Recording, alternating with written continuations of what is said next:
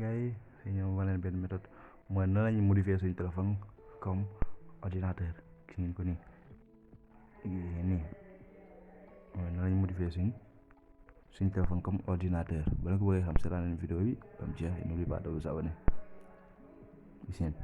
lu ma ci bëgg a def ci ordinateur dama koy def sama téléphone bi gis ngeen téléphone la vous voyez ñoo gisandoo li paramètres yi la dama ñëw def fii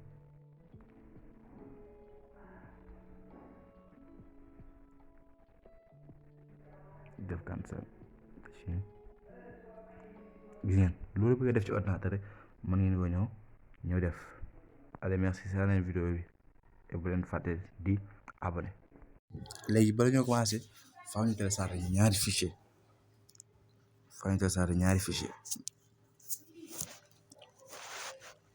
téléchargement ñaari fichier faaw ñu télécharger ko Limbo ak Windows 10 bi après daa def lien téléchargement ci description bi pour ngeen mën facilement léegi suñ ko amee dañuy installé dañuy njëkk ñëw installé bii application bi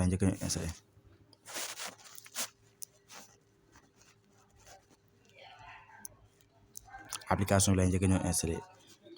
mooy bii ñu ko nii moom la njëkk ñëw installé ma cliqué ko ma def installé pour man installé naa pare ndax su ma ko installé waat damay perdre données yi ma amoon kon da ngay def annulé léegi soo leen ko installé pare da ngeen di ñëw application moo nekk nii gis ngeen ko nii moo nekk nii ci bureau bi ci accueil bi ma dugg léegi su ma duggee automatiquement lii la may indil paramètres yi nii laa koy bàyyi damay ñëw ci nom ci kaw fii ma cliqué def nouveau ma cliqué nouveau mun ma machine name nom de la machine ma ne ko Windows 10 Pro Windows 10 Pro ma def créer dama laal lu ma laal gis nga créer na ma benn fichier ci kaw léegi mu ñëw ci architecture dama koy bàyyi 86 mooy 32 bit bi 64 day 10 64 bit day 10 ma koy bàyyi 32 bit type de machine ma bàyyi ko PC CMP ma bàyyi ko défaut par défaut laa koy bàyyi core ma bàyyi ko 4 RAM bi may xool ban laa koy def 584 1 ba diggante 1 ba 1000 la mais maa koy def 584 fii ma def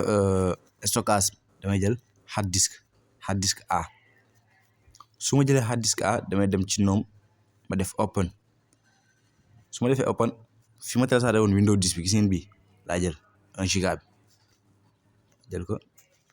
wàcc fii dama koy bàyyi noonu léegi fii graphique dama koy bàyyi STD fii moom it du ma ko laal bàyyi ko noonu léegi bot bi damay ñëw fii jël hard disk Canel ma bàyyi ko noonu même chose léegi fii English ma bàyyi ko anglais orientation bi même chose bi laa koy bàyyi léegi fii VNC du ma ko laal yi du ma ci laal dara damay ñëw su ma paree foofu damay ñëw rek lancer ko patienté wu waxee lancer ins bi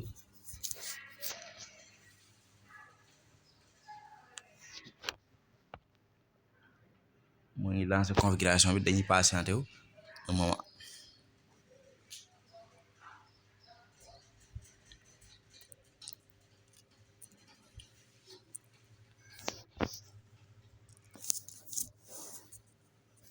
ins bi moo ngi koy lancer léegi dañuy pause vidéo bi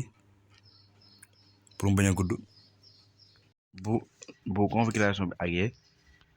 gis ngeen nii lay mel saa bu configuration bi àggee nii lay mel bu fekkee contrôle parental bi laa jëm panneau de configuration bi laa jëm ma ñëw cliquer ko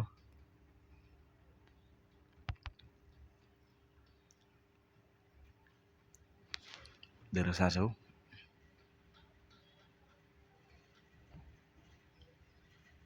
ñu patienté wu day xaw a yéex nag parce que RAM bi moo xaw a tuuti RAM bi mooy xaw a yéex tuuti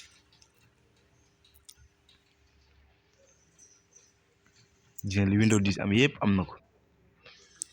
te bu leen di fàtte abonné nag